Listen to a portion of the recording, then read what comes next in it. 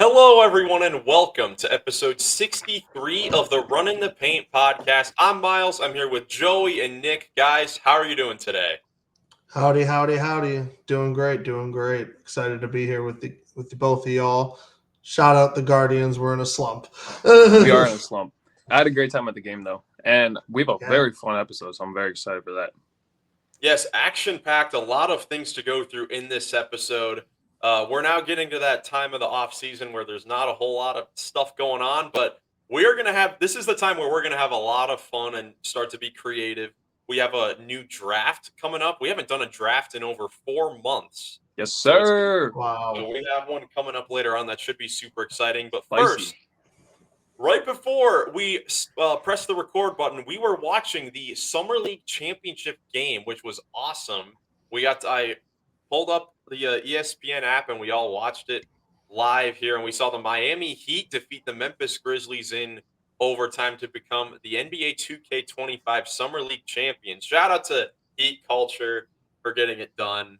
Pele Larson with the game-winning tough bucket in the lane. That was very fun to watch, and definitely something we're going to look into doing like a live stream together now that we figured out that we can watch the game together, and that'll be very fun, like especially for the finals next year. Hopefully you guys will get tapped into that because that'll be awesome. That was a cool way to watch it. Yeah, I agree.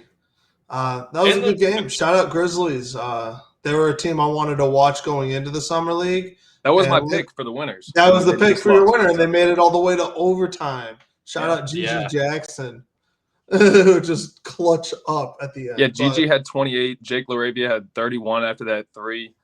Kalel Ware with 21 and 10. I think you said, Miles. Just a lot of Scottie names that Pippen could make an Jr. did impact like great. this year. Yeah, there weren't a lot of crazy finishes in Summer League this year, but it waited to this game because there were crazy performances. Jake LaRavia had 32, Gigi Jackson 28 and 9, Scottie Pippen Jr. had 29, 5 and 11. Four steals, he had 2 blocks. He was doing it all out there, the little guy. But the Heat did end up winning. So congratulations to the Miami Heat. Earlier on Monday, the NBA 2K25 All Summer League teams were announced. So we can quickly go through those. On the first team, we have your boy Gigi Jackson, Jordan Miller from the Clippers, who was going crazy. He had ex-Miami Hurricane. Sorry, yeah, ex-Miami Hurricane. Scottie Pippen Jr. from the Grizzlies, we just talked about. Reed Shepherd from the Rockets, probably by far the best rookie in Summer League, and then Kalel Ware from the Miami Heat. Good first team. Yeah, Reed Shepherd had a great Summer League.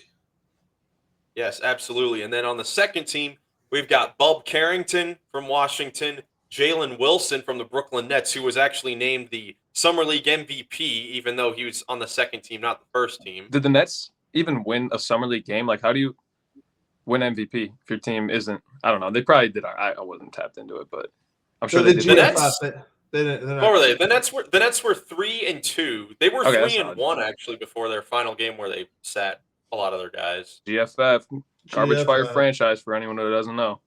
Yep, that's right. Jalen Wilson, I mean, the numbers, he put up 22 points, 5 rebounds, 55% from 3 in 5 games. So he was lighting it up out there. He's going to be someone that's going to get a lot more of those shots next year. I know we got 3 more names here, but I'm definitely going to make a graphic, Miles, to get over to you for just like a trash can on fire in the Brooklyn Nets logo so we can put it up every time that we mention it.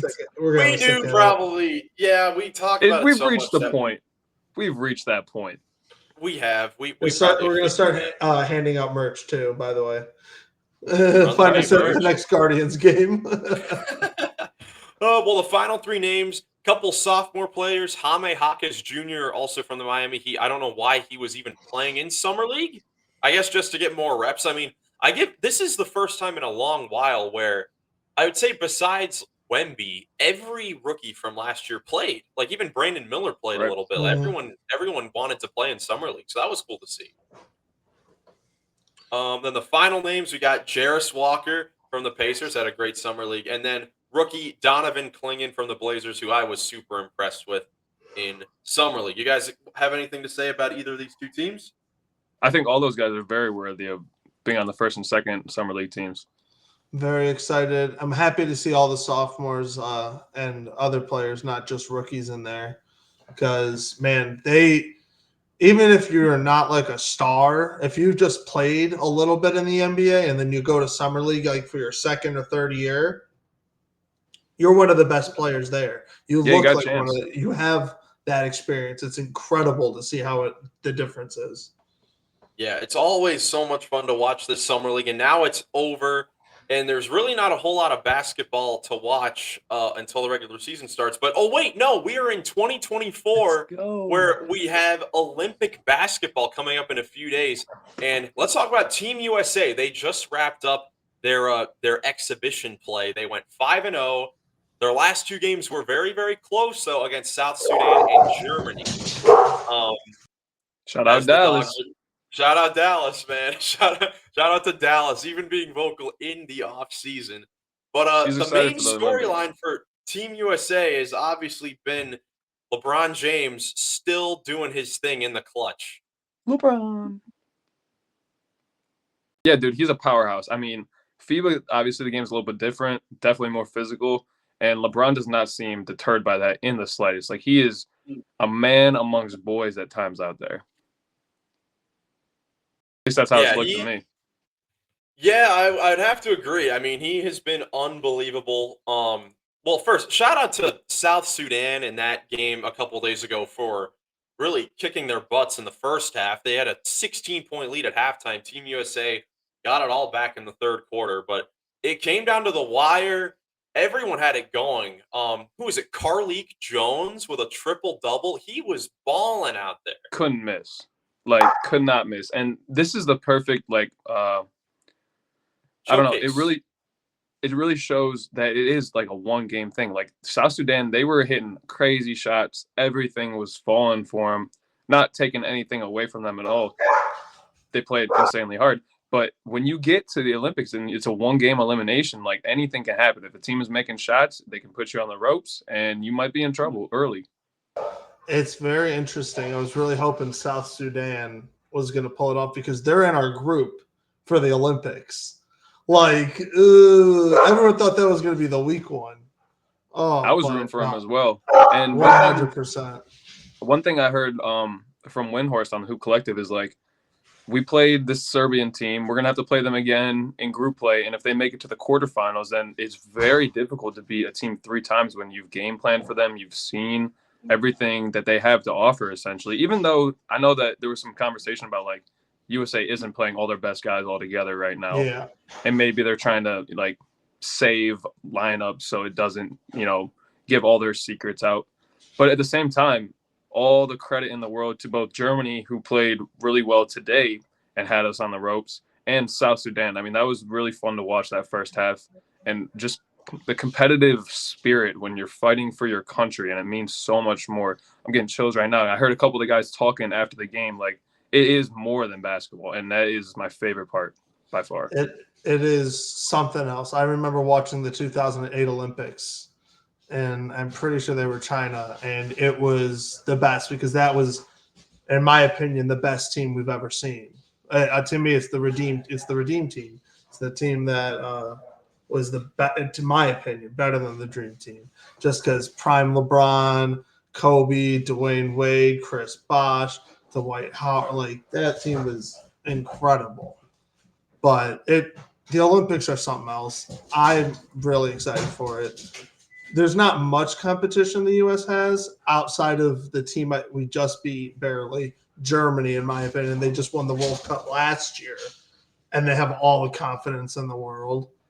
And then those two 7-foot-plus guys in France.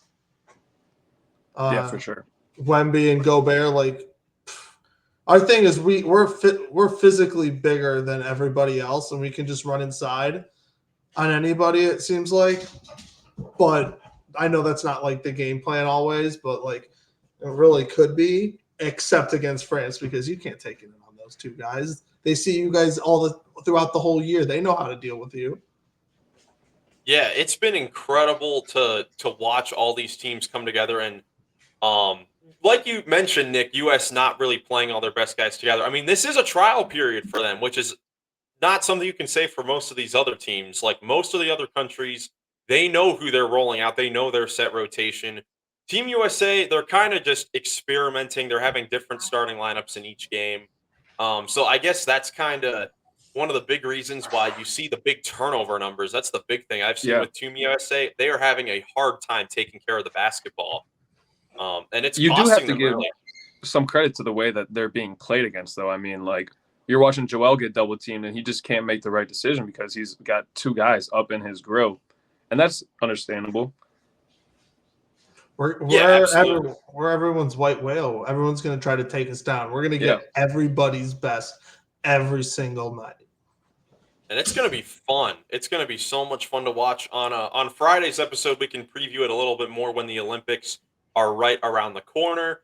But we did get a big headline, a historic headline for U.S. men's basketball that LeBron James has been chosen as the male flag bearer for the U.S. for the Olympics this season. the first men's basketball player to do it, right? Correct. And by the way, just another word on Team USA, like they're also playing without the most decorated men's basketball Olympian of all time and the leading scorer of all time in Kevin Durant right now. So he's going to make obviously some kind of impact when he does finally step on the court. Yeah. Yeah, Yeah. absolutely. Yeah. That's that impact can definitely be understated a little bit because he has not been playing. So him coming back eventually should be huge. I think he just started his workouts a few days ago. Hasn't obviously played in a real game yet. He probably won't play again until probably that first game of the Olympics, maybe out another game or two. But moving on from Team USA, a couple extension news. I guess the big headline one over the last few days was that Cleveland Cavaliers forward Evan Mobley has signed the 5-year, $224 million max rookie extension. We talked about this a little bit before when it was rumored that he was going to sign the extension. What are your guys' reactions now that it is official? I am very, very excited. He is an elite defender, so paying a max for a top defender in the league, in my opinion, you got to have one on your team. So I think it's completely worth it from that standpoint. But his potential, the way he played in the playoffs once he was finally healthy again, like I know it didn't work out for us as a team, but he played a little more aggressive. If he can carry into this season and have a little more offensive development, like him knocking down that three on a consistent basis, oh man, this contract is going to look so sweet. Yeah, I definitely agree with you. It's always really cool to see like a guy's, life work get validated with a max contract like that, and all the like credit to him and everyone who's been along for the journey with him. I mean, it's really an awesome thing. But and I was like, but the boat is coming. But The there's a Cavs but. the Cavs remain without a clear direction, in my opinion. I mean, they're bringing in Kenny Atkinson to supposedly fix everything with the same roster they're bringing back. I think a lot of the same issues are going to continue to show up until we make a change in that core four. Interesting. That's definitely a fair point. I mean, I mentioned this a few episodes before. Like, we just won't know until we actually see the product on the floor because there is a possibility that Kenny Atkinson can come in and fix those problems. Yeah. He has been known to be a very good offensive coach, very great player development coach, which is why this contract is Evan Mobley should hopefully live up to this contract because he should improve under Kenny Atkinson. I think that something to note for the Cavaliers is I know that a lot of fans around the league are probably going to talk bad about the Cavs offseason because they didn't acquire any new players. But I mean, when you look at this team going into the offseason, they had three main goals. That was to get a new coach, extend Donovan Mitchell, extend Evan Mobley. They did all three of those things, and they were all huge things. I think that getting those done makes this a successful offseason for the Cavaliers. But I hope that they can get one or two new players because not having a backup center on the roster right now is kind of worrying me a little bit, especially with the injury problems that the Cavs had last year. Oh yeah. I definitely think the depth is a glaring issue. for that roster. I mean, you're bringing Karis LeVert, your next guy off the bench, and not that he's not a spark, but he's not. I don't know. Yeah. Insert a really good sixth man. Yeah, I think that he's like the prototypical sixth man from like the mid 2010s, where he's going to come in, he's going to score a little bit on some nights. Maybe his shot's not going down. He can do the other things. I like him as the sixth man. He had I a do really too. good year last year. Yeah. But to me, it's the players after that. If the Cavs retain Isaac Okoro, I think that they should retain him. It depends on the cost, of course. Yeah. But then once you get past the top 7, then it gets a little shaky. Like George Niang was really bad in the playoffs. Sorry, love you. Dean Wade wasn't healthy. Dean Wade, he's really good when he's very solid. I want to be careful. He's not. No, yeah, he's very solid. solid when he's on the court, but he's been injured the last 2 postseasons, so he hasn't been able to play at his best. Sam Merrill, once teams were able to figure out the game plan, he wasn't as much of a factor as he was when the Cavs made that big run in the middle of the season. His was so bad. Every time it's like, hey, make him put it on the ground, because as soon as he dribbles, his brain turns off and he turns it over immediately. Like he's like, oh, dribble, oh no. Yeah, and I love Sam Merrill, but that's just how it is. There are guys that are legit question marks. Like Craig Porter Jr. is going to have a big role now that he's expected to be the backup point guard, and I'm excited to see how he plays in that role. But he better play well, because after that, Ty Jerome is still on this roster. He should hopefully be healthy. We'll see, even if that is even anything. He should be I know. I think that the Cavs may look to trade him to salary dump to clear some more money.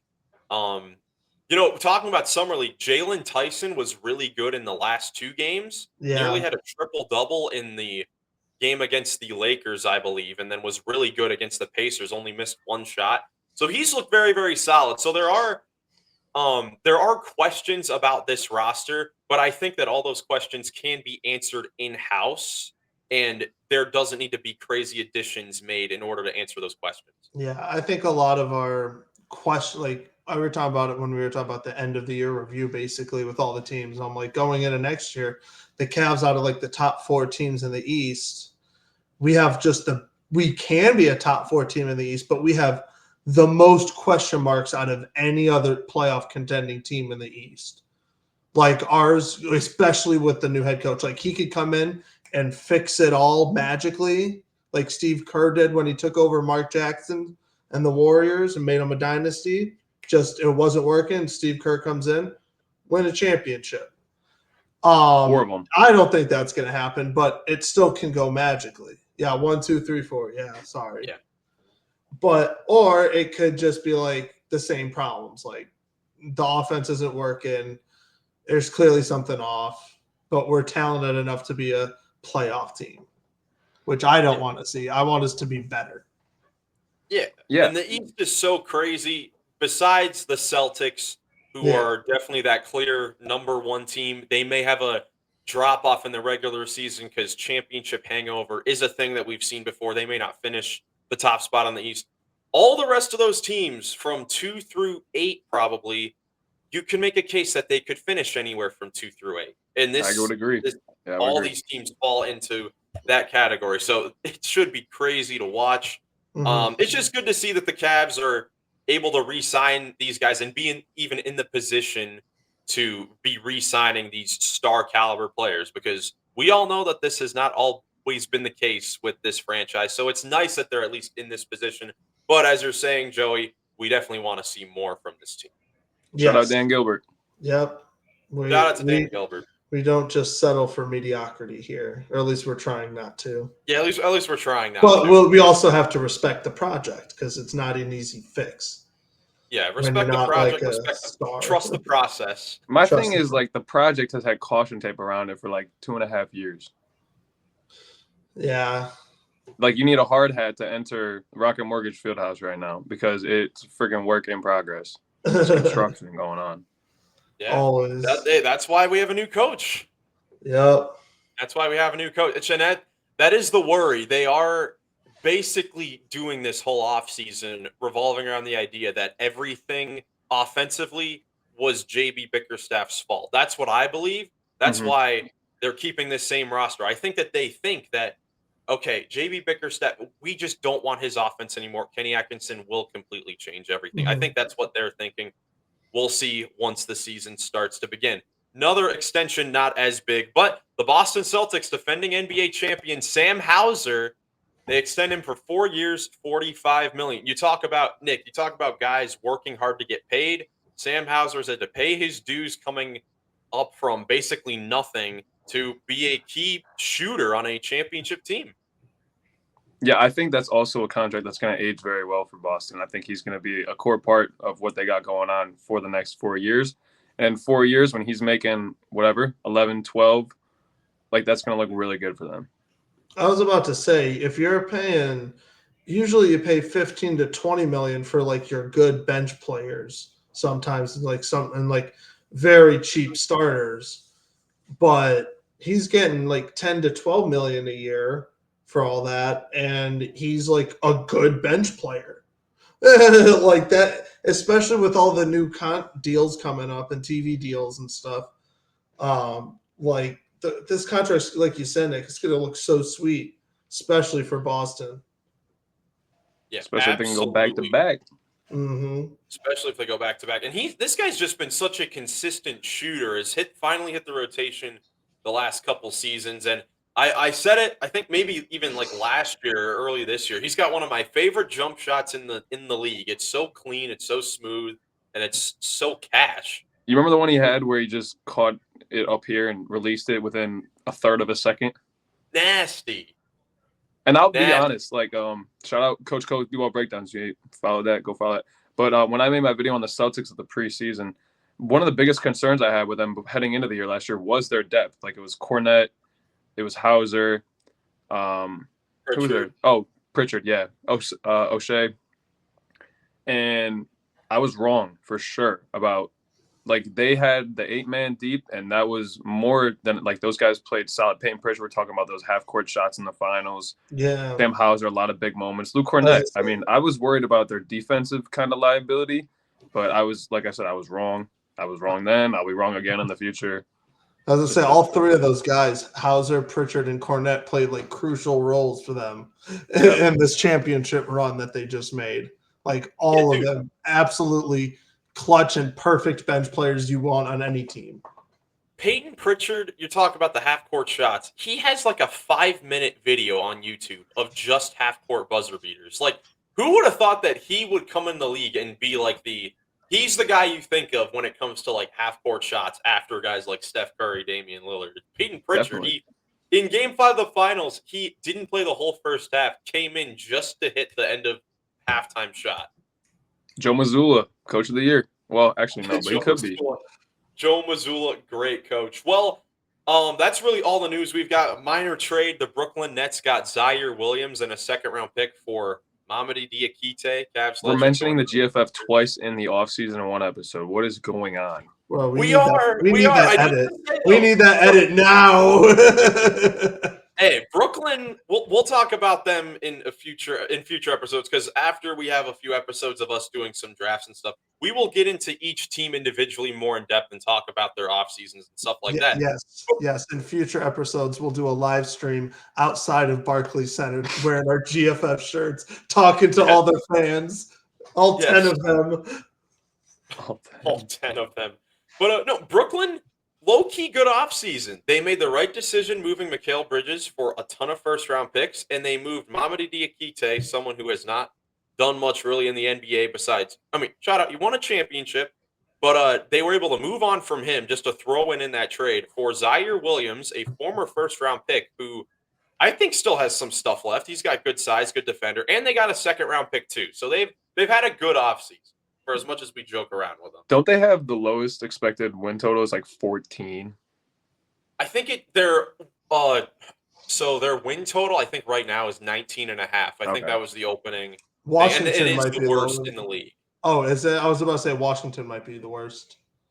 It is the worst in the league. And it's 19 and a half wins before they've made any future trades, because I think they will move future wings for first-round picks or any draft capital they can get. I think right now, I think I made a I thought I made a list, but it is, I think, 19.5 currently as the worst in the league. So shout out to the GFF, man. So that's all the news we've got. So let's get into the draft. Our very first draft of the offseason. We haven't done a draft since Let's go. the game winners draft back in March. That That was was a lot of fun. fun. That was a lot of fun. Thank you to Kyrie Irving for making that left-handed shot and Thanks. creating that idea. But this draft is going to be the ultimate role player draft, you could kind of call it. We are Definitely. taking every player that averaged 20 points or more in the league. They're taking out. They're taken out, and we are drafting every player who averaged below 20 points per game. We are going serpentine. It's just three of us. No Jackson today. He couldn't make the podcast. So our draft order, Nick has the first pick. I have the second pick. Joey's got the third pick. None of these are really bad situations to be in since we've got all three of us, but this is going to be a lot of fun. I'm excited. Nick, you have the first pick. There are a lot of different options you could go. Where are you going to go with the first pick? There's one option here. For me, you said it, ultimate role players. And my first pick is Derek White. Ooh, Derek White gone with the first overall pick. Dude, solid 2. You ain't getting around Derek White. He's making threes. You ain't getting around him. He's making threes. And that's all I need because I'm going to fill out the rest of the roster with, you'll see. It'll be good. Okay. All right. Okay. We'll see. We'll I'm going to start. I'm going to have to write these down. All right. So now I have the second pick. I am going to go with an all-star, all-defensive player. I'm going with Bam Adebayo. All right. 2 I don't know which USA Olympians off the board in the first 2 picks. Yes, 2 of them are gone. Now, Joey's in a great spot here. He's got back-to-back picks already. This is kind of crazy. It's funny because we talked about the role players, but according to this draft board, there's an all NBA player on this list. Yes, there is. Yes, and there is. I'm going to take him. Are you taking Domantas Sabonis? There's 2 all NBA players then. I'll just wait. I'll tell you who it is. It's all right. It's my next pick. That's your next pick. No, it's his next pick. All right, so the bonus is very solid, Joey. I like that pick. He probably would have been the guy I went with over Bam if I didn't take D White. Mm. I was thinking about him. I was definitely thinking about him. Come on, man. Man is like a triple-double machine and is outside. De'Aaron Fox is this main scorer, but dude is the key to that whole team. We got to make sure we don't let Joey get Rudy because we need him to be bad at defense. That's how he usually drafts. True. That's the thing. I'm scared. I was scared about the defense. Bam. That's why I got D White. Come on. Yeah. Since we're scared about defense, this brings me to my second pick. Oh shit. He's gonna pick Drew Holiday. Since I have Sabonis and he's not a really good interior defender, let me grab the best interior defender on this list, Evan Mobley. Yes, Rudy Gobert, you're not. Get out of here. Mobley and Sabonis. Okay. All right. Sabonis can be rotating out and spacing the floor a little bit because Mobley's game isn't there yet, but Mobley can just completely dominate inside. Can the Cavs trade Jared Allen for Sabonis? Can we somehow get that in the draft? Yeah, I'm about to build this in 2K. 2K. Oh, all right. So second pick, going with Bam at the 5. Man, so Joey's already starting off with a big team. 2 Heck yeah. guys that can play the 5. Man, this is actually kind of tough. I like the idea of going with 2 bigs. You know what? I'm going to match that, actually. I'm going to match that with taking one of the most versatile players on this list. Will eventually be one of the most versatile players in all of basketball. It may be a little early, but I am going with Chet Holmgren. Nice. Dang it. I wanted to run my 4. Yeah. I like that pick. Yeah. Chet and Bam, bro. I'd take Chet and Bam over Demonis and Mobley. Sorry, Joey. No, stop. I gotta be honest. Gotta be honest with viewers. No, never. All right, All right, just because The of the bonus way. is so skilled. Miles, do you want to talk about your pick? I mean, Chet Holmgren, I really like it. Coming in, I was thinking, even if we did it with 4 people, and if he was still available at 4, I was going to pick him with my first round pick because Chet at the 4, we're going to see it this season if the Thunder decide to start him and Hartenstein, how incredible that is. Because to me, Chet Holmgren last year, I was so impressed with him defensively. He reminded me of rookie Evan Mobley defensively, but difference is Chet Holmgren from day one came in and shot from the perimeter very, very well for a rookie. So that's why I'm going with him. Chet and Bam together, I really like it. Didn't Chet have like 9 blocks in Cleveland in the beginning of the year? He did. Yeah. I went to that game. That's where I was like, dang. All right, I do see a point to pivot here, so I'm not going to go with the guy that I said I was. That I think I'm pretty positive he's All NBA last year. I think he might slip a little bit further, so I'm going to go ahead and solidify my freaking dynamic defensive backcourt. Give me Drew Holiday, bro. Come on. Okay, so he's building the Boston Celtics. Building NBA the champion. Boston Celtics. Why mess with you cannot go success? wrong with it. Why mess with success? And with that being said, I'm going Al. No, I'm just kidding. Surprise. Surprise. Al Horford. No, not Al. I'm going to take who I think is the best. I'm not going to say that. I was going to say the best Thunder player available on the board. I can't really compare Chet and Jalen, but I want J-Dub for sure. Give me J-Dub. J-Dub's Okay. a good pick. Had to stop myself there. I almost made a boisterous take.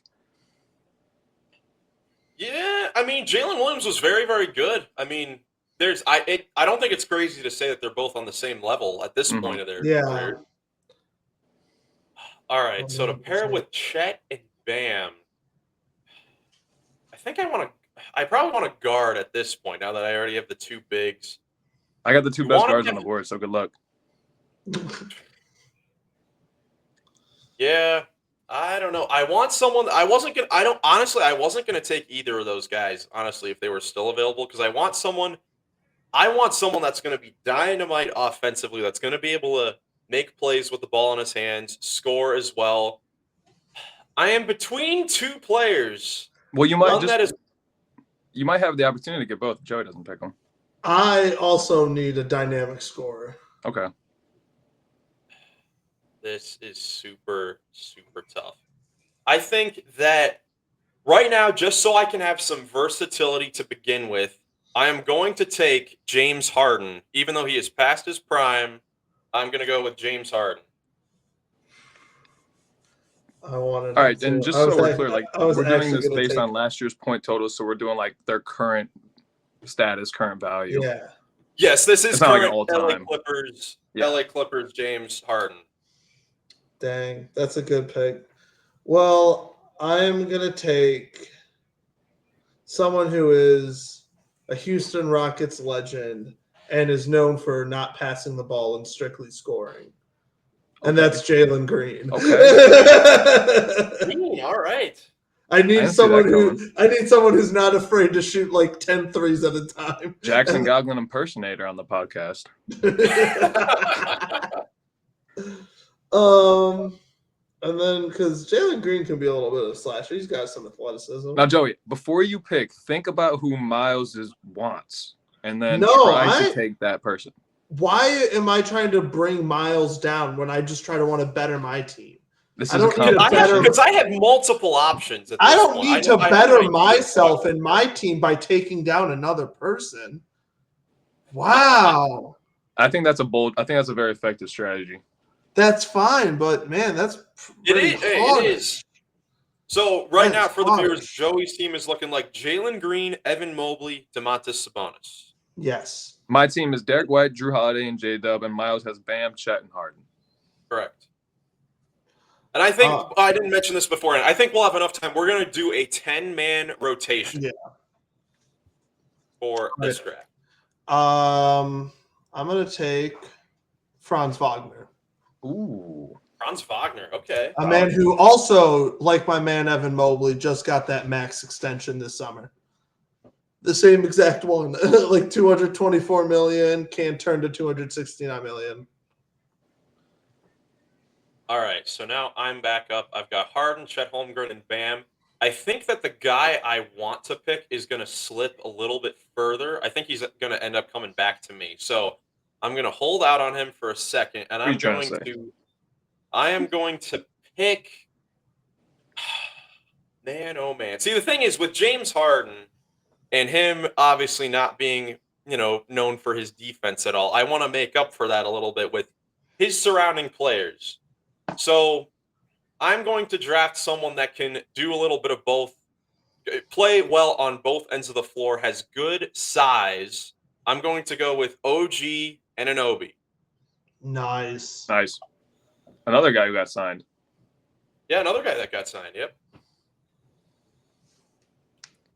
All right. I'm trying to look up because it is my pick. Or you got no, it's my pick. No, it's your. You No, get it is two in a your row pick. now. All right. Third team All NBA last year. Oh, I'm way wrong. Okay. Wow. I'm sorry. Very stupid. That was For some only reason I Sabonis. thought Scotty Barnes was, but Scotty Barnes is my pick for sure. Okay, Okay. good pick. So I got Drew Holiday at the 1, Derek White at the 2, J-Dub at the 3, Scotty Barnes at the 4. Who is my man in the middle? Well. If it isn't the time to draft the French big man, yeah, give me Rudy. Ooh. So that's your starting five. Yeah, good luck scoring. Yeah, Okay. there's not much scoring on this team. No. I got J-Dub. I always draft J-Dub. defense. You guys know me. Yeah. That's definitely a good defensive starting five. Yeah. All right, so now it's back to me. Right now, I've got James Harden, OG Anunoby, Chet Holmgren, and Bam. I forgot to take J-Dub off my draft board. Okay. Now he's off. By the way, this is also like we're positionless now, so Yeah. Yeah, you Yeah, can play basically, two yeah. guards. You can play two forwards. Like, yeah. Like if we were to create this in on 2K or something, I would definitely have I would customize my lineup and have Mobley play the center over Sabonis. Like, are you kidding me? And I might draft a guy 6 here who I might move into the starters. Like, I don't know. Just No, for it some doesn't point matter. production. It's just Miles, you got somebody? All right. I'm gonna go with a youngster. Going into his second year, had a very great rookie season. Oh no. Brandon Miller. It's a great Brandon pick. Miller is my next pick. That's a good pick. I was thinking about him. Dang it. OG and B Miller, that's solid. Dang. All right, so I have Jalen Green, Franz Wagner, Mobley, and Sabonis. I need a point guard, like a true point guard. Give me Garland. I was hoping he'd fall back to me. All right. No, give me Garland. Him and Mobley, he can play a pass first kind of guy. Yeah, I mean, this is a team besides, I guess, Jalen Green. The big men kind of need to be set up. Sabonis he can do more offensively at least. I'm using Mobley strictly for defense. Yeah, He has- Mobley and he- Sabonis can both mash a little bit, but Yeah. that pick and rolls will be nice. And then on the way back, my first bench guy will be Michael Porter Jr. Oh dang. You guys are going. It's a great guy to bring off the bench first if you need some quick scoring. Most definitely. Prototypical sixth man. Or that's just gonna come up off the bench, just fire away. Shooting. Just fire away. All right. So my team right now, I've got James Harden, Brandon Miller, OG Anunoby, Chet Holmgren, Bam Adebayo. This is the guy that I was going to take earlier, but he's still here. Brandon Miller, I'm going to slide him to be my sixth man, and I'm going to take Jalen Suggs to be my defensive starting point guard with James Harden. Solid. Can So your space the starting lineup is floor going a to be little bit. Suggs, Harden, OG, Bam, and Chet. Yep. Oh, that's scary. Brandon Yeah. Miller. All right. I need my 6th and 7th guys. Next best available. Let's go. Oh man, this is tougher than I thought. Okay. Aaron Gordon and Mikal Bridges. Okay. Nice. That's quick. Good picks. Yeah, I like that. Good, solid picks right there. All right. All right. So next up for me. Oh, there's a think I'm sleeper gonna- on here. There's a sleeper on here. There are a few sleepers on here. All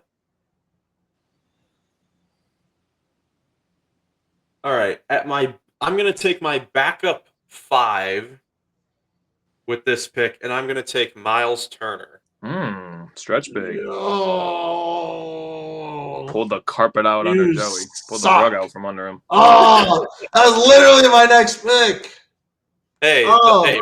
Miles, we stick together. Miles is stick together. Oh, it's unfair.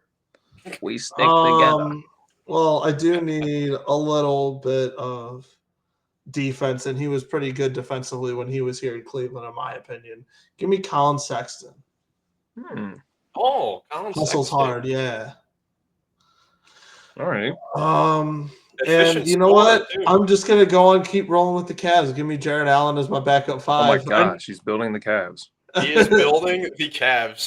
4 former or current Cavalier players. Like I do need like another inside rim protector. Miles Turner would have been a perfect fit. Yeah. Too bad. All right. With my next pick, I'm gonna pick a guy who's just straight hustle, straight energy. I wanted Aaron Gordon, but he didn't come back to me because Nick stole him. So I'm gonna take Hart, hustle, tons of energy, Josh Hart. Yeah, Hart. nice. I was like, you said Hart. I'm like, wait, Hart. Yes. Oh, I see what you did there. Very good pick. Okay, I got 2, right? Yeah. Yep. 2, 3, 4, 5, 6, 7. Okay, I got 2. All right. Now, it's a guy who's really been given the short end of the stick, I would say, lately, given a hard run. Hasn't had the best reputation for being a team guy or someone that's easy to play with, but that's why he's coming off my bench. And please, if we get in a rut, can't score, may have to shake up the starting lineup. This is the guy that I would throw in there over Mikal, over Gordon, Zach LaVine. Okay. He's still dynamic, bro. You've seen him in the dunk. I got 2 dunk contest champs. You do. You have the dunkers. Dunkers and the defense. Dunkers and defense. That's what this team's going to be called. Dude, what else do you love anything else? That is perfect. I love that. And I mean, Zach LaVine was the reason he's on this list even is because he was so injured last year. And he's still at 19.5 points per game. This is a 24-point per game scorer, and is usually, yeah, over the last 5-6 years. That's a good pick. I got J-Dub, who's well above, I think 18 or 19. LaVine's at 19. Scotty Barnes at 19.9. Y'all tell me I can't score. I got defenders. I can score, boy. All right. Backup big man, and then I'm going to save my sleeper pick for the last one. Oh, no. Oh, now I'm second guessing. Okay. There's a name down here that's all. Okay. I was gonna say DeAndre Ayton. However, after watching this dude, another rookie, in the playoffs last year, watching him in the finals last year, watching him grab 12 boards, like grab every board imaginable within his paint. Derek Lively. Wow. Fair. Derek Lively. Do it for Mama Dukes up there, boy. Derek Lively, I like it. All right. My next pick. So now I'm going about this like if we're doing an NBA 2K, my NBA simulation, I want to make sure I'm all right in case James Harden gets injured. I'm going to have him playing like old Rockets James Harden. But in case he gets injured, I need a guy that can step in to that position and play like a number one guy, and that is going to be Bradley Beal. Ooh, yeah, he's still shooter, shoot. Still on the board. One of my Gator boys. Yep. That's right. All right. Well, my team is pretty perfect, I would say right now. But to make it even more perfect, I'm gonna hire Kenny Atkinson to round it out. JB Bickerstaff. I need some enforcers on this team. I got some scorers. I got the big men. I need enforcers. Okay. Give me Dylan Brooks. Oh, jeez. And Marcus Smart. Okay, I like that actually. If we're playing and you guys are getting a little too cocky, these guys are taking out your legs. That's all I'm saying. Yeah. I like that. This is Bounty Gate in the NBA. I'm sorry. This is what I'm doing. Joey, is that your full squad? Yep. Read them off. Or do you want me to read them off? The full squad. Yeah, do you have it written down? Yeah, so Joey went Sabonis, Mobley, Jalen Green, Franz Wagner, and Darius Garland. That's your starting lineup. Off the bench, 6-man MPJ, and then backup point guard Colin Sexton, backup 2 guard. Well, then you took Jared Allen after that. Yep. Colin Sexton, Jared Allen, Dylan Brooks, Marcus Smart. Yep, those guys are positionless. They'll go in whoever needs to get a kneecap broken. That's who they're guarding. This is the Jackson Goglin impersonator. I believe so, yeah. What's going on? All right, well, with my last pick, let's see. So I picked Josh Hart a little bit earlier, and while he does have a lot of heart, he is still a little small. He is small for his position, so I want a guy in case we need someone to defend a Scotty Barnes or an Evan Mobley or bigger players out there. I am going to pick someone that can do a little bit of both, guard the perimeter and the interior a little bit. And I'm going to pick Anthony Edwards' favorite teammate, Jaden McDaniels. Nice. My final pick. I can't believe you didn't pick Trey Murphy. Yeah. I know he's your favorite. I was thinking about it, but I mean, you got OG, Miller, and McDaniels now. Some solid forwards. I do. All right. I do. I think they can. I think that 2 of them can play together in any situation. Miles, you want to read off your squad? Yeah. So my squad, my starting 5 is Jalen Suggs, James Harden, OG Anunoby, Chet Holmgren, and Bam Adebayo. And then my bench is Bradley Beal, Brandon Miller, Josh Hart, Jaden McDaniels, and Miles Turner. Oh, that's scary. I like that. That's a good team. Okay. Last pick. It was between 2 guys again. Mr. Irrelevant. I was between Shaden Sharp and Devin Vassell. And he's high on Devin Vassell. I don't know if you heard the take last episode, Joey. I listened to it. Yeah. I listened to it. He can be a 25 guy. He can be a 25 night.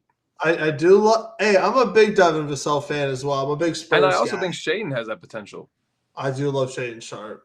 I like Shaden Sharp too. But we got a lot of dunkers. Shaden Sharp's one of the best dunkers in the league. So I'm gonna switch it up. Give me that 3-point range. Give me Devin Vassell. Just score it at all 3 levels. Good luck guarding them. Yep. So, my team. Derek White, Drew Holiday, Jalen Williams, Scotty Barnes, and Rudy Gobert. That's how we're coming out. Good luck. And then off the bench, you got Aaron Gordon, Mikal Bridges. Who did I write down? Zach LaVine, Zach LaVine, Derek Lively, and Devin Vassell. I will say it is wild hearing like the rest of your team and like 3 or 4 of those guys it would have been a much better number 1 pick than Derek White. Like there are at least like 3 or 4 players So on you're your saying team that are better than Derek White, and you come out with the number 1 pick and are like Derek White. Hey man, gotta stay true. Gotta stay true to myself. He was a big Celtics lover at the beginning of the season. If only Kristaps Porzingis was eligible to be on this list, Nick would have been playing like Jokic. Yep. All right. I think we can end it there. Oh, well, thank you guys so much for watching. Leave a comment with your opinions on who has the best team out of this draft. We're hoping to do a few more drafts before we get to some actual season preview stuff going into next season. If you enjoyed, leave a like, subscribe for more NBA content. Thank you so much for watching. Hope you have a great rest of your day, and we will catch you in the next one. Peace.